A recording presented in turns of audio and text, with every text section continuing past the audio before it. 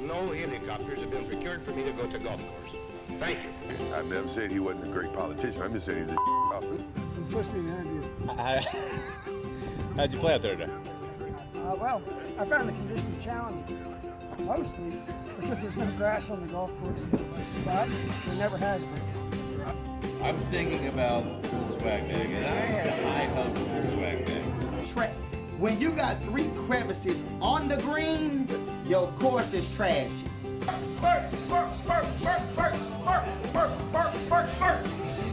What's happening, folks? Welcome back, Beltway Golfer, episode 10. Alex Dixon here. For this week's episode, I tracked down Casey Bannon of the Golfer's Journal. Casey is currently on a nationwide road trip in the Golfer's Journal van, playing rounds with subscribers, hosting events that the Golfer's Journal is putting on, and just in general spreading the gospel and the word about what they're doing over there at the Golfer's Journal. I was excited to sit down with them. We played some golf with my episode 2 guest, Ben Ellis, down at Fort Belvoir, and then sat down and recorded right in front of the van as a backdrop, which was pretty cool. But as a fan of the publication and a longtime subscriber as well, I got all of them right behind me, as well as the Broken Tee here. It was fun just to kind of hear more about kind of the inner workings of what's going on over at the Golfer's Journal. And Casey, he's a young guy, but he's a DMV kid. Grew up in Alexandria, and he's got a hell of a golf game. And he's done a lot of writing for the Golfer's Journal himself. So I think he's going to go on and do some big things in the golf media world. So it was fun to just kind of learn more about it, and I hope everyone enjoys the conversation as much as I did. One note that we didn't talk about to kind of watch out for, sounds like there might be some type of event between he and the Golfer's Journal and National Links Trust here in DC coming up. Hasn't been announced yet, but sounds like that will likely happen, so watch out for that. When they do make that announcement, I'll be sure to share it on my feeds as well. But here it is, Casey Bannon, the Golfer's Journal. Enjoy. All right, here we are. Casey Bannon, Alex. Golfer's Journal. We're out here at Fort Belvoir Golf Course. Sweating a little bit. Humid. I forgot how humid it is in Virginia. It's been a brutal summer for humidity. Casey and I, as well as a former guest of this podcast, Ben Ellis, just came off the course, just had a little lunch. Yep. And now we're sitting down in front of this van, this pretty, for lack of a better term, this badass van you got here. Badass. That's probably the word that comes most often on the road. Intimidating, menacing, and badass. So let's start there. So your title is assistant editor of the Golfer's Journal. Did I get that right? I believe so. I believe I'm still employed as the assistant editor. Titles aren't important. Yes. You work for the Golfer's Journal. Tell us what you're doing with the van. You're on a road trip. Tell us all about it. So yeah, this is day 22 of my road trip. I took off from headquarters at California, and really the idea is to sort of barnstorm the country and check in on our groups of subscribers throughout the greater USA on the way to Ballyhack. So we have a signature event, our 2-man event every year, and this will be the 3rd year that we do it. And this year it's at Ballyhack. So, I've hit everywhere from Oklahoma City, Phoenix, Oklahoma City, Memphis, Nashville, Richmond, Virginia, now Fort Belvoir, DC, Tobacco Road. I was there just recently, yesterday. And are you essentially solo in the van? Essentially. I have help from time to time. I had some driving assistance on the way here, so I could work in the back. I say that loosely because there's a lot of napping that goes on. But yeah, I've had some help driving, but really it's been people messaging me and inviting me places and volunteering, and just this is sort of the nature of Golfer's Journal, the community that we've built around it, that you sort of have these friends in low places. When did you guys, this is for those that haven't seen, find Casey on Instagram or Twitter. He's put up a ton of pictures of the van itself. Casey F. Bannon. Casey F. Bannon. Yep. So the back of it, you've essentially turned into like a podcast studio? It's a mobile content studio, and yep, mounted. It's got mounted light kits. It's totally soundproof. Yeah, we have this big warehouse that's got back in California that's got every issue of the Golfer's Journal and every 30 years worth of Surfer's Journals and all the merch and stuff, and it is surfboards, and it's incredible. And the van has just been sort of like getting tricked out in this space in this corner, and I've been in the back in a closed room just sort of tinkering with it for months, ready to go. So it's nice that we're actually out here. But yeah, it's fully functional workspace. It's got hard power in the back. So you're not sleeping in the van? Yeah, I sleep in the van from time to time. It's not great in the middle of Virginia right now in the summer. Matte black isn't great for airflow, but it's outfitted like to sleep in. I have fans. I got my own little tuck away corner. So let's come back to the trip in 1 minute. Sure. For folks that are listening and not watching, we're literally set up in the parking lot of the golf course here at Fort Belvoir, so you might hear a car or two come by. Or a gas cart. Or a gas cart, or some guys walking, asking us what the heck we're doing out here. But so the Golfer's Journal. I mean, I think most folks that are listening to this podcast are probably aware of the Golfer's Journal because I would hope if you're that deep in the weeds that you found the Beltway Golfer podcast, then you probably are well aware or are a subscriber of the Golfer's Journal. But those who aren't, who probably are just my close family members, will give us a high level on what's the Golfer's Journal all about. I would love to just give your whole family the pitch right now. It's like I'm sitting around the Thanksgiving table. Right.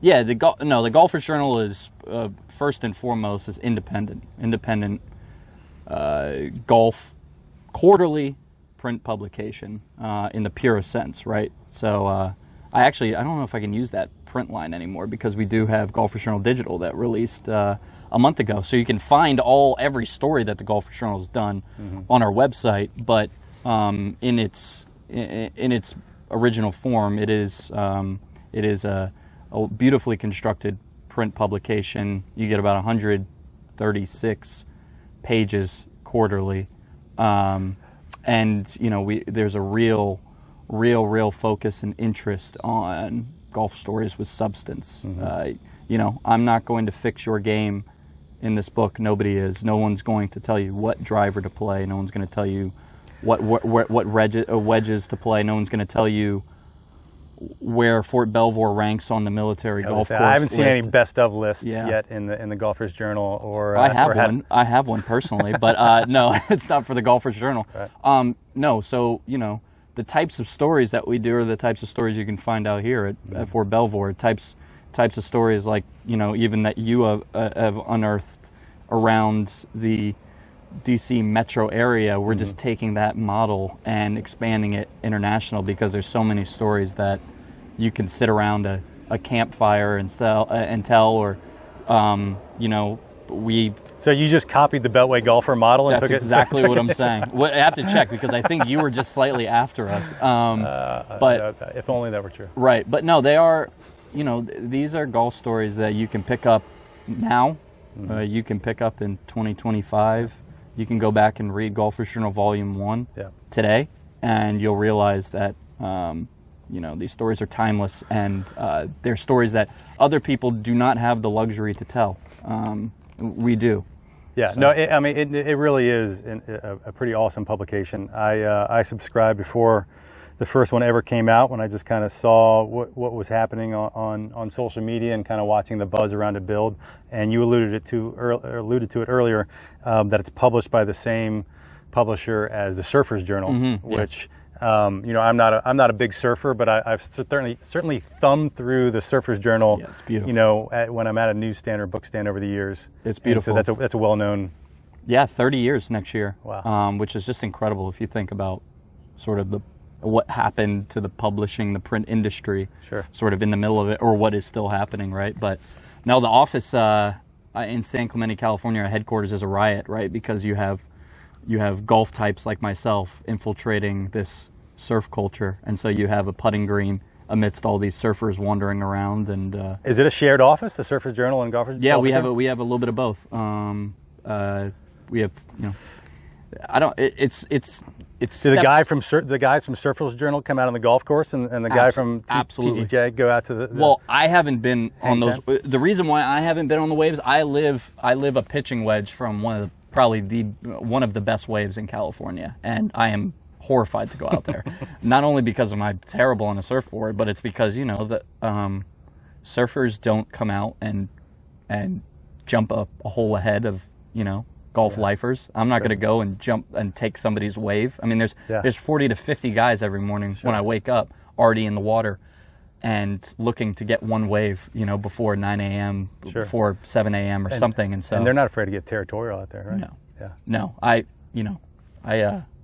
I'll hit into everyone every now and again, but I'm not going to. Quite the same. No. Yeah, I lived in San Diego for a couple of years and tried to take up surfing and never. I stuck with golf. Yeah, but the vibe is that those surfers, when it's flat, all they want to do is golf. That's the Link Soul vibe, that energy that's rubbed off on us through being in that area. Yeah, but the publications. So you guys just came out with number 12. Yes. I've got all of them, as I said. Some of the obviously the pictures are what stands out, but the the features and articles that you guys do are very different than what you find, as you said, in traditional golf media. That what the Golf Digest and the golf magazines of the world are doing is very different. And when we talked out on the golf course earlier, you were saying that the subscribership is growing and fast. Fast. It's been growing fast. Ever since yourself, people like you found it, even before the original. This is one thing that blew my mind. I came to the company. I started after it was off the ground just a bit, but the fact that you had this core that would invest in something before there was an actual product, right, blew my mind. And so, not that doesn't happen elsewhere, but to say, hey, there's this promise of this beautiful golf publication that's coming, and you're going to want to get in on it. People believed us, and we hopefully delivered, and so that's what carries.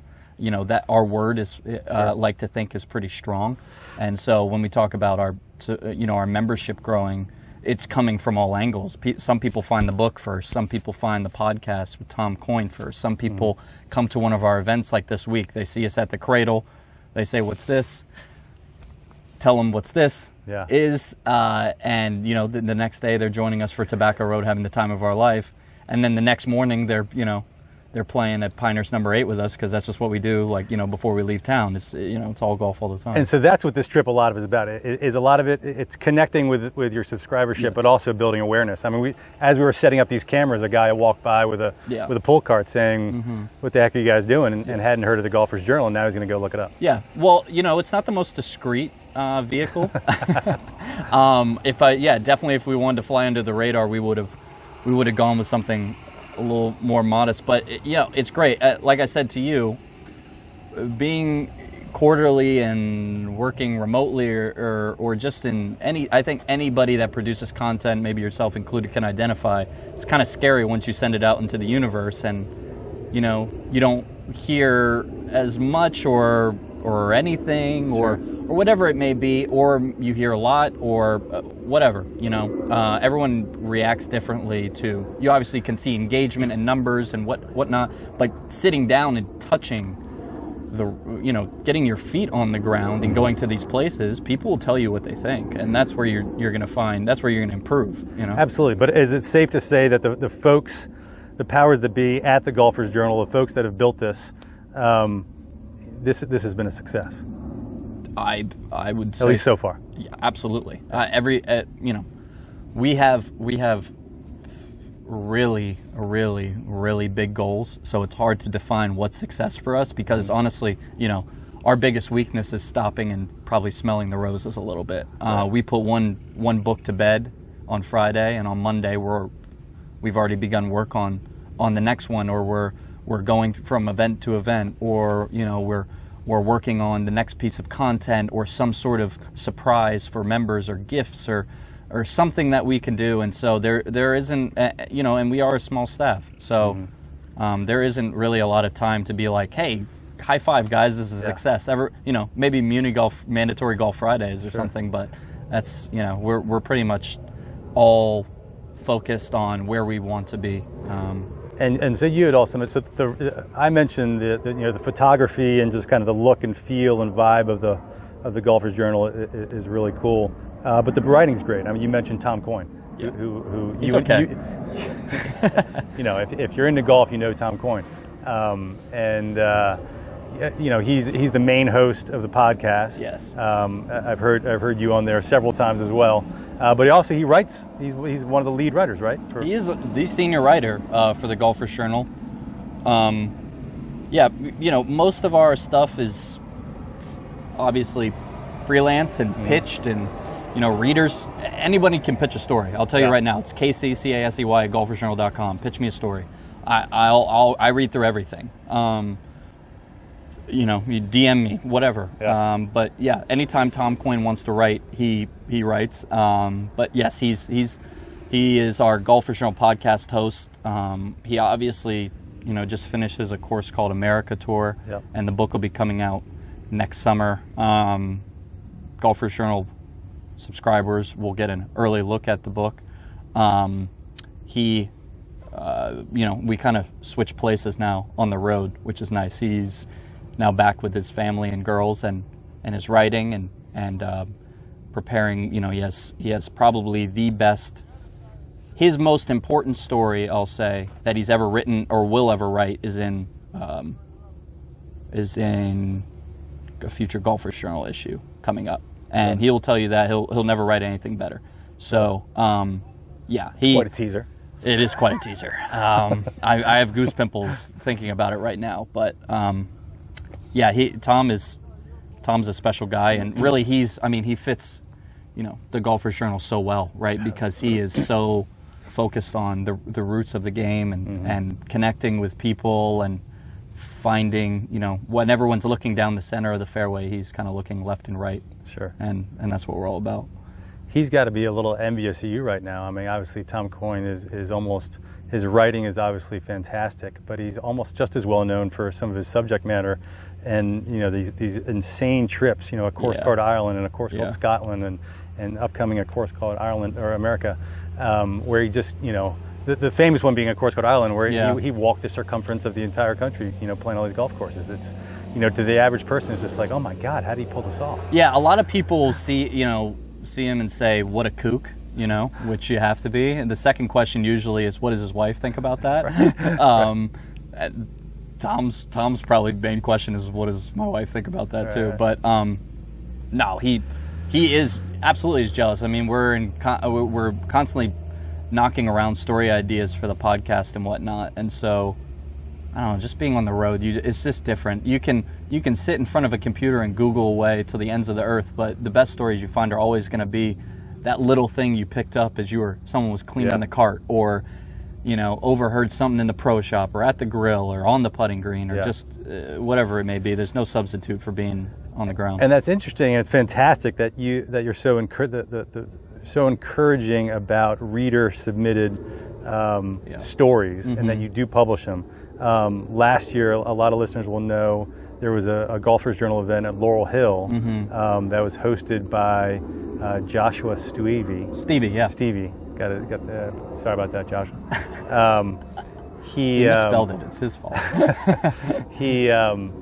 But he had an article about Laurel Hill in either number 4 or number 5. Number 5. Number 5. Yep. And that, I mean, he's not on the staff. I don't believe. And so Nope.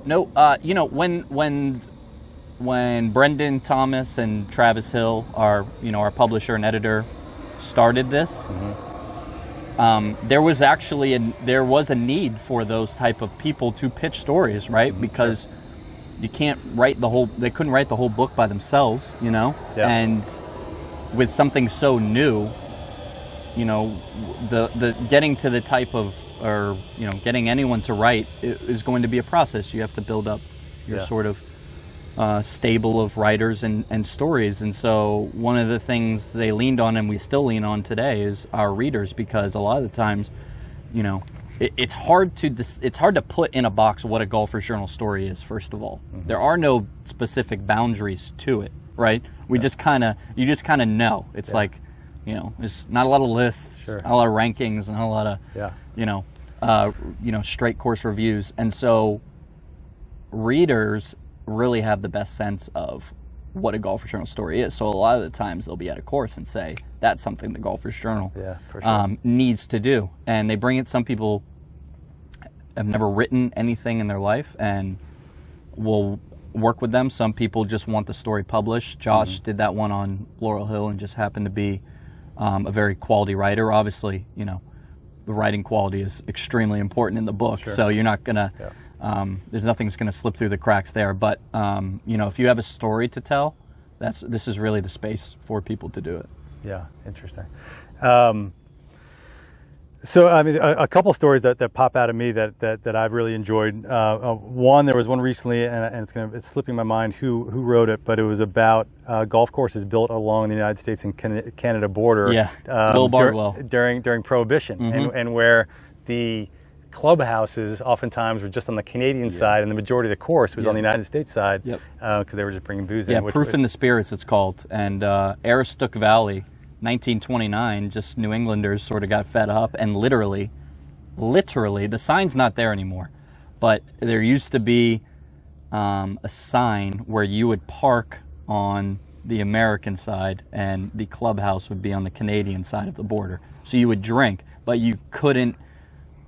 There was a sign that said you can't turn down this road. You are crossing, so you had to walk across this line, right? Now they've made them go 5 miles down the road, check in with a border, and then drive back down. But, these are just the stories that I love, right? Sure. It's like... And another one coming back to you was, and we talked about this, it was one of your first ones. You did a road trip, kind of an East Coast road trip, finding dive bars that had golden tee scenes. Yes. Golden tee being the simulated golf arcade game that you find in bars. Yeah. That one jumped out at me because there was one guy you profiled right here in Arlington, Virginia, who's like a superstar in the world of golden tee. Crystal City Sports Pub. You can probably find him right now. I'm gonna get him on the podcast. You do, man. He, if I don't get him first, no, I'm just kidding. I actually, true story. I had heard about this guy, right, from playing at Ramparts, which is just down the road. Yeah. Get the crab and cucumber sandwich, by the way, if you ever go to Ramparts. Right off Quaker Lane. I love me some Ramparts. Ramparts is the best. And so they got the golden tee machine and the thing. And so somebody recognized my uncle's gamer tag one day. Ramparts had a windstorm, blew the power out, and we went to Crystal City.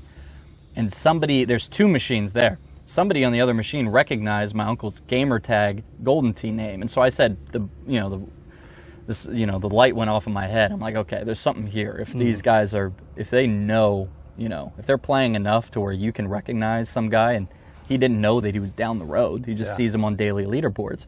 So it started this whole process where I was just kind of fascinated, and I was getting addicted to the game just by going to Ramparts. So you played quite a bit yourself. I was playing a lot. I was playing 3 to 4 times a week, and so I do this road trip, and I get to Crystal City Sports Pub, and I said, I've heard about this guy, El Presidente is his gamer tag, and he's like the 30th ranked player in the world or whatever. He's a plus 29 handicap. And I said, I gotta meet this guy. There's actually a barbershop in Crystal City Sports Pub in the back. So Justin, the barber, came out, dialed him up on his phone because he's such a regular there, and he was on a boat with his wife out on the Potomac.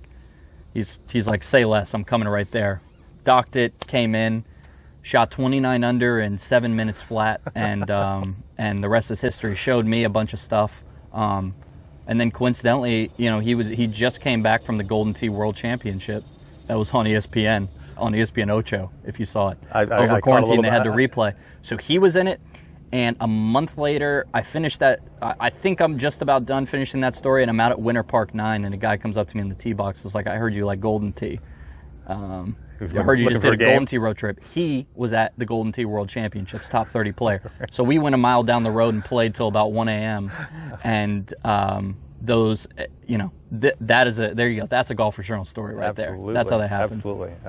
Yeah, that's a different world. I had a buddy that got real. I don't know how good he got, but he got really into it and spent a lot of his paychecks just dumping it into Golden Tee, and I think it gets its hooks in you. But I guess the point is that's golf. Sure. That is golf. It's a different form of it. It's a different form of golf, but it hooks you in kind of the same way. Sure.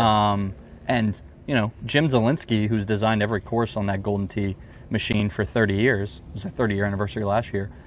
He plays once a year, real golf. He's come up with some of the most brilliant holes I've ever seen in my life on that game. Barely plays the game. But he plays once a year, and he self-admittedly is not good at all, but it just kind of keeps his mind active. So speaking of not good at all, we just played.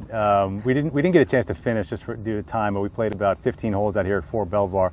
Part of me wishes we had done this before we played, so there would have been an air of, is Alex any good at golf? Oh. But we just got Spoiler alert. Spoiler alert. Casey, if we were keeping score, he beat me by a lot. And what I'm getting to here is you've got game. And one of the reasons that we're sitting down here today is not that you work for the Golfer's Journal and you're coming through town, but you are a DMV guy. You're from this area. Yes. Yes. You grew up where? I grew up Alexandria, Virginia. I was born Newport News. Well, okay. Born 757 and quickly moved. I come from a military family, so I moved a little bit, but I moved back here twice. I will consider it my home. I will list it as my hometown whenever. It's got family that still live here. Mount Vernon, so. Got it. And so you also played some college golf at was it St. Leo? Yes, St. Leo University, Tampa, Florida. And you won a title there? My team won the 2016 Division II National Championship. Division II National Championship. Yes. So I'm kind of curious, and that's awesome. Congratulations. That's a Thank you. hell of a thing to have on the resume. So were you heavily recruited out of high school? Were you a big time golfer in high school? I was not heavily recruited, and I will say now that that was a mistake on their part. No, I'm just kidding. No, I did feel slighted. I had a large chip on my shoulder, but it wasn't coach's fault. It was my fault. I picked up golf late. The first time I played a full 18 holes was right before my freshman year of high school, and so I was late. I didn't start playing tournament golf till the summer of going into my junior year of high school, and I had a really good summer. And then my senior year was. It was kind of my breakout. I put all the pieces together. Yeah. And so I got late offers, and I got some Northeast Division I offers, but I just wanted to play. I just wanted a chance. I felt like I was trying to convince people that I was going to be really good in a year or two. Yeah. Just give me a chance. And so St. Leo did that, and I don't know if I proved him right, but we certainly had just an absolutely dominant, phenomenal. Golf team at St. Leo. Sunshine State Conference is so good. You get Rocco, the Lee Jansons, the. They came from that conference. Yeah, what's the kid's name from LSU? Is it Ben Taylor or something? Rings a bell. Yeah, Nova Southeastern. Richard Mansell's leading the PGA Tour Europe. So there's just talent flush, and it's a very international based, but it was just a phenomenal place to learn how to play golf. And so then after that, you went to study journalism. Yes. Northwestern? Yes. And is the Golfer's Journal essentially your first full-time gig since then, or was there some time in between? It's funny you asked that. There was some time in between. When I left undergrad, I went to go work for the Red Sox at New England Sports Network. I was their marketing and communications intern throughout the year.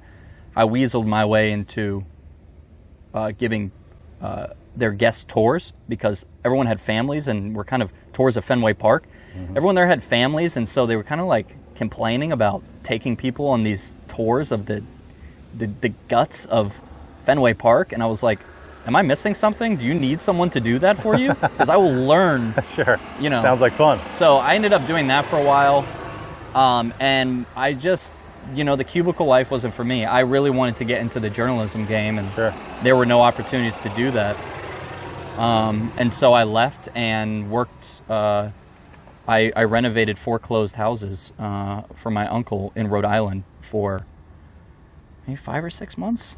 Did construction. I worked in, my job was to make sure that the dumpster wasn't overfilled, because there's a very steep penalty when you're taking out drywall and stuff and it's overfilled when they go to pick up the dumpster. If you wave a ruler on top and there's something that it catches, they'll fine you. And so that was my first gig, and I worked my way up to like painting or something.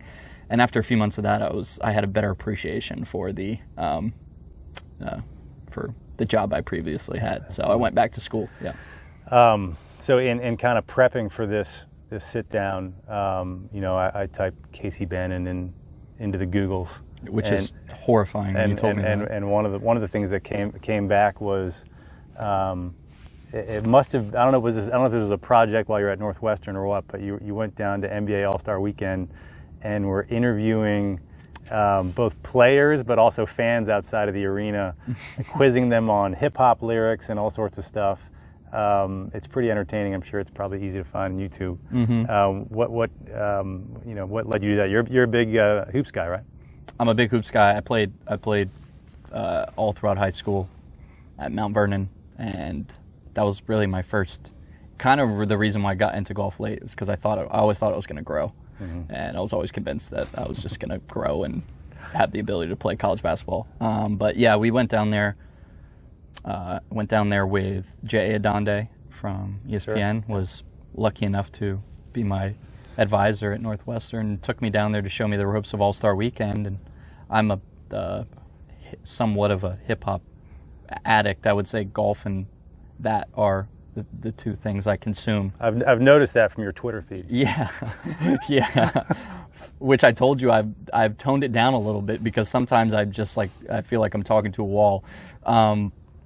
That's okay. And so there were so many AllStar Weekend references and lyrics that I had noticed, and I was like, I'm just gonna sort of make this a thing. I don't know how that fits in with golf, but these are just things that I like to do. Sure. And yeah, go check it out. I won't ever again, but I had fun. It's a pretty amusing video. I enjoyed it. So how did you get connected with the Golfer's Journal? Was this an ad you answered? Did you get connected through someone? Like tell us how did you find yourself working at the Golfer's Journal? I was walking down the street. I was walking down Michigan Ave in Chicago. One of my friends sent me a tweet from Shea Serrano. Said, or from The Ringer, said this guy at Travis Hill was looking for freelance writers for his newish publication called the Golfer's Journal. Mm-hmm. Somebody sent it to me, and I'd seen their page. I was following. I was aware, and so I started peppering Travis's email. I don't know if I should say this, because don't pepper Travis's email. We're giving everybody the blueprint. Yeah, I will tell you that he told me afterwards that he threw mine away 4 times. He threw that email away 4 times, and right? So I said I'll send it a 5th time. Usually I'll send 2 or 3. Sure. That's the freelance life, right? But I sent it a 5th time, and he answered. I ended up writing a story on my college teammate Griffin Clark, who passed away in a car accident 36 days after he won the national championship for us. Oh wow! In Golfer's Journal number 9.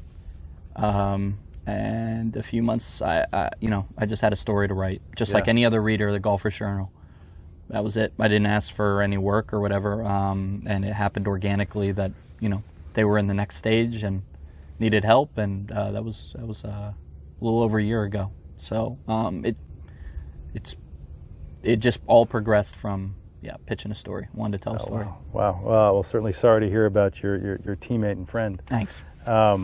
So that also means that you're relative one of the newer folks at the Golfer's Journal, right? You said about a year or so. Yes, I am the newest member. Yeah, so really the only other new member of the editorial staff. So whose idea was this? Was this yours or somebody else's? No, I'm not that smart. That was this is Brendan's. Like a lot of things at the Golfer's Journal, this is Brendan's. Pointing to the van if you're only listening here. Yeah, they're pointing to the van. This is Brendan's brainchild. And it came together very quickly. Sure. I'll say that. It came together very quickly, but Yeah, it was just like one day he just came to a meeting, I think, and he was like, I'm thinking of building a van. And we were like, oh, that sounds cool.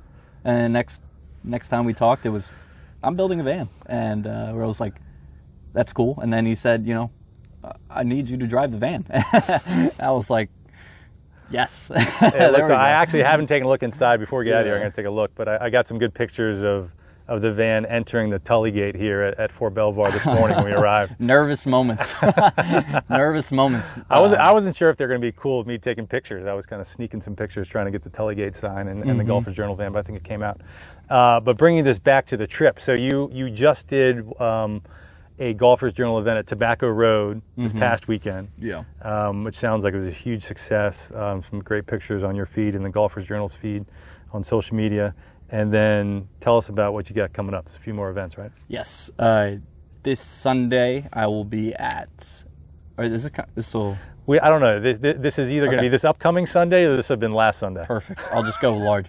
Sunday, August 16th at Jeffersonville Golf Club, which is a really, really cool public Donald Ross joint just north of Philly in Norristown, Pennsylvania, that they've done a bunch of work on to really, it looks and feels really Northeast Ross. So that'll be great. We have all Sunday out there. We're going to play. And that's like Tom Coyne's backyard, right? Yes, correct. Tom Coyne's backyard. We'll have Matt Chiminski, that's also written for us, and a few other Golfer's Journal friends and personalities. So, yes, we're going to play all day, skins. We've actually designed a par 3 course within the main course to play in the afternoon. Oh, cool. That'll be very fun. So these are the type of things we talk about when we go do Golfer's Journal events when we roll into your town. Yeah. Each one is a little different. There's no stock like outside the Broken T2 Man, which this year is a multi-day event, so it's not in its usual format. We tailor it to the city and its golf course and whatnot. After Jeffersonville, we'll be at Schoolhouse 9 in Sperryville, Virginia. That's exciting. That's probably going to be the closest hit to the D.C. area. Yes. Yeah. If you are in the area, please, and you're not a subscriber, please still come out. I'd love to show you the book, the van. We'll have some walk-up tickets available, last-minute tickets, but please, anyone that you know of in the area, invite them, come out. It's going to be great. Schoolhouse 9, it's plenty of space. Super low-key. And then we'll be at Ballyhack right after that. And then you're going straight back to California after that? Or? I actually think I'm going to come back here and maybe hang out for a bit. Maybe take a little R&R for a few days up here, and maybe there's just much. There'll be some more chances to catch a glimpse of the van. Yes, there will be in DC for sure. I'm biased obviously because I grew up here, but there's still so much that I want to do here, which is the thing that I find so fascinating about the area. Like, I don't know how long you have to live here to hit it all, but just into Maryland, DC, Virginia, rural Virginia. But it also sounds like, so folks that listened to my last week's podcast with John Scott Rattan, teaching pro out of Congressional, he talked a lot about how the DC area is underrated as far as just kind of a golf hotbed and kind of the talent coming out of here. It is. And, I just think there's so many interesting folks connected to this game. This is the whole reason I started this podcast. And it sounds like from some of the stuff that we talked about on the course today that you agree. I agree. The VSGA, Maryland, it's some of the best run golf organizations that I've ever been around. Going back to the remark about it being underrated. Go to the Virginia State Amateur, go to the Open, go to the Junior Amateur, and then go around. And if you're able to compare it ever, you'll be blown away. Dudes over here can just straight ball. And I remember being I was lucky enough when I was in senior to make it on the Team Virginia because I got into the semifinals of the match play of the state junior, and we went to play So they take 8 kids, and we traveled to the next week to West Virginia to play West Virginia and Maryland and their top 8 kids, thinking that, Virginia's going to clean up, and they're just everywhere in the Mid-Atlantic just blows my mind.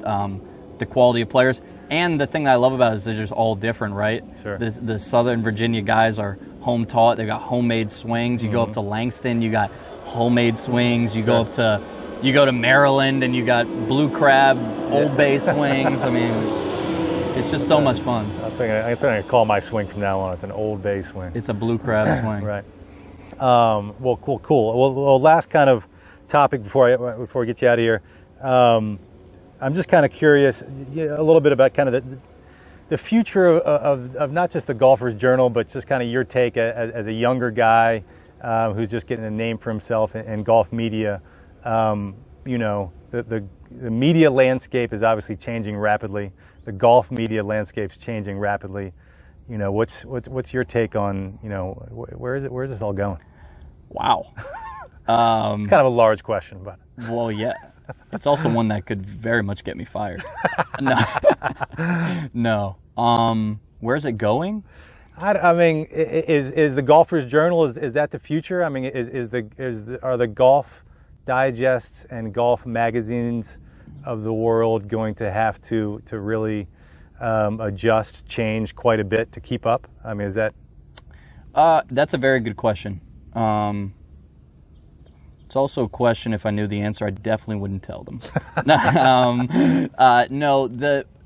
I think this is bigger than golf, really. As a young person that just left journalism school and kind of got all sides of it, I took political reporting. I covered elections. I covered local politics in Chicago. I covered news. I've covered high school basketball in D.C. I've covered the Baltimore Public City Championships. I've been in the gyms. Sure. I've been in every type of neighborhood.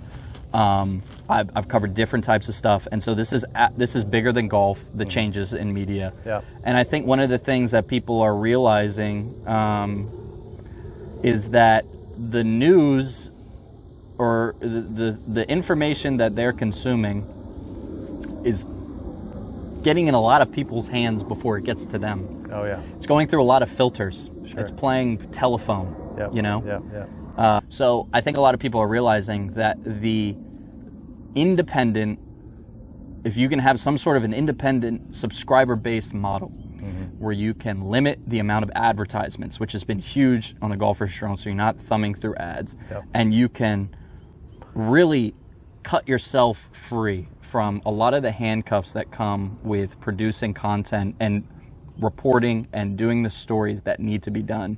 I think people are now willing to pay for that because they realize that it is now a necessity. They realize that with all these things going on in the world, how valuable that news that they didn't have to pay for, that was, sort of pure and uncontaminated was. And I'm not saying that there are phenomenal journalists doing phenomenal works in all parts of the industry. I'm saying that it's getting harder to decipher between where those are for the regular people. Sure. And so it's just sort of cutting the middleman out where, here's trusted source or whatever it may be, and I know where my news is coming from, what their motives are and stuff. So what I think you'll see is sort of this sort of it's not tribalism, but this happens in music right now. Sure. This happens in golf. There's more of everything than there's ever been before, and people are finding the subsections, subgenres of what they like, and they're sort of curating their own content. And then the challenge is not to create your own little personal echo chamber, but it's still right. A good perspective of the larger. Like we were talking about, there's you said there's 10 golf podcasts in the DC area already, and it's like, okay, well, how are you going to be right? Yeah, you can be different. Sure, it's no that's you can make. There's endless content opportunities. It's just about what do you want to provide. No, there really is. One thing we kind of skipped over, and it's not to this isn't a very good segue here, but to bring it back as to why we're here, this was your home course growing up. Yeah, this was, the place where I caught the bug. That range over there. Yeah. That range. My mom, I don't know if you got this drift, but I was in trouble a lot as a kid, and so she would take me when she went to the commissary. Yeah. I went to the range, and then that progressed to playing at the 9-hole course, which is no longer here, that they put the new hospital on top of. Right. Well, I'm glad we were able to put this together. Casey and I saw that Casey was coming through town. I was following the van across country, knew that he was going to come into town at some point for the event at Schoolhouse 9. We started communicating online. I kind of tossed out Fort Belvoir as a potential place to do this podcast and play, not knowing that this was the course that you learned on. So I'm glad it all worked out, and I'm happy that we got to do it. Yeah, it's a special place, right? It's awesome. I have one question for you, if you don't mind, please, before we leave. Please. Just something I always ask my DC friends. Your favorite food spot? My favorite food spot. I've got a lot of them. Should I section it off? Should I give you? I almost think. Give me your favorite Northern Virginia, because just selfishly. My favorite spot. I don't even know if it's because it's the greatest food in the world, but my favorite spot in Northern Virginia is near my house, and it's near and dear to my house, is the Weenie Beanie. You ever been to the Weenie Beanie? The Weenie Beanie? Yes. I have not, actually. The Weenie Beanie I know. is right in Shirlington. Yeah. I'm a big breakfast guy. I'm a big Scrapple guy. Yeah. And the Weenie Beanie was one of the few places around you can show up and get a Scrapple egg and cheese, and they'll have it done in 2 minutes. Scrapple egg and cheese? Scrapple egg and cheese. What is that? Scrapple is it's made with like pork stock, and it's often described as all the stuff in the pig that doesn't make it maybe doesn't even qualify for a hot dog. It's the stuff that you probably don't want to paint a nice picture of, but and it's all boiled down into a nice stock, and then it's made into a loaf, and they just slice it, and it's an incredible breakfast food. It comes from like Pennsylvania Dutch, but it's a huge breakfast food in Maryland and in the Mid-Atlantic. When you start getting south of DC, it starts to disappear. Yeah. So in Northern Virginia, it's one of the Weenie Beanie is one of the few places, and the Weenie Beanie is just an awesome spot. It's a walk-up window. It's been featured, I think, in a Dave Grohl or Foo Fighters album since he grew up in kind of that area of Arlandia. There you go. But that's kind of the first one that comes to mind. I love that place. Scrapple. I don't think I'm not familiar. There are so many things, like when I left this area really for the first time in my life, people are like, "What are you saying? You know, what are you talking about? You know, what is mumbo sauce? Sure. What Well, that's like East Potomac Park Golf Course is one of the few places around. Might be the only place I know of where you can get a half-smoked egg and cheese for breakfast. Yeah. I mean, they split it in half, flat it open. You get it on a piece, a couple pieces of white bread. It's fantastic. Yeah, it's just it really is just the best place in the world. Right. But growing up in Northern Virginia, you probably, Vienna Inn. That's a classic. I'm a Hard Times Cafe guy. Absolutely. For the root beer and chili, Ben's Chili Bowl as well. Sure. Eastern Carryout, Chinese Yums. Sure. Chinese. Absolutely. My new spot though. Yums is where I had my first ever steak and cheese egg roll. It was the first time I ever had that. Oh, you're not afraid of anything, are you? No, not at all. It's fantastic. My stomach hurts listening to you. Afghan Bistro. I'm not sure I know that one. Afghan Bistro. There's one in Springfield, one in DC. Okay. I gotta check that out. Yeah. I love Afghan. It's funny. I don't know if this is going to make the podcast or not, but the other day I was those are the best segments. Let's start with that. I was picking up some food for like my extended family at an Afghan place in Bailey's Crossroads. Yes. The name of it is escaping right now, and it's right behind. It's right across from like the Dick's Sporting Goods. Bamiyan, it's called B-A-M. Probably pronouncing that wrong. B-A-M-I-A-N. Yeah. But it jumps out at me right now because you just mentioned Afghan Bistro, but I was listening to one of your podcasts as I was walking up to pick up the food. This is just this past weekend, and you were on some podcast with a buddy of yours. It was somebody else's podcast. You guys were talking about DMV sports, and you just kind of brought me back because then I'm driving away. I got this big pile of Afghan takeout food in my car, and I'm listening to you rap about how terrible the Wizards are. So it's pretty Boy, that fun. sounds like an awful afternoon. I found it. Me Listen, talking I about was prepping for the podcast, listening to people talk about the Wizards. I was happy. I'm sorry you had to go through that prep, but yeah, thank you. You're very well prepared for it. Yeah. Well, listen, let's end it there. This is fantastic. Yeah. I appreciate you sitting down. I'm excited to take a quick peek inside the van, and good Please. luck on the rest of your journey here, and hope our paths cross again. I have a feeling they will. You always got to come back to DC. Absolutely. Always got to come home. All Thanks, right, man. man. Appreciate it. I don't have a good golf game, but I don't really care. I'm a regular dude living in DC, and I want to know about DC-centric golf stuff. If you can tell me something that I don't already know, then that is great for me. I don't want the regular stuff. I want exciting stuff. I want different stuff. I want stuff I can't hear elsewhere. But I want it to be about DC golf.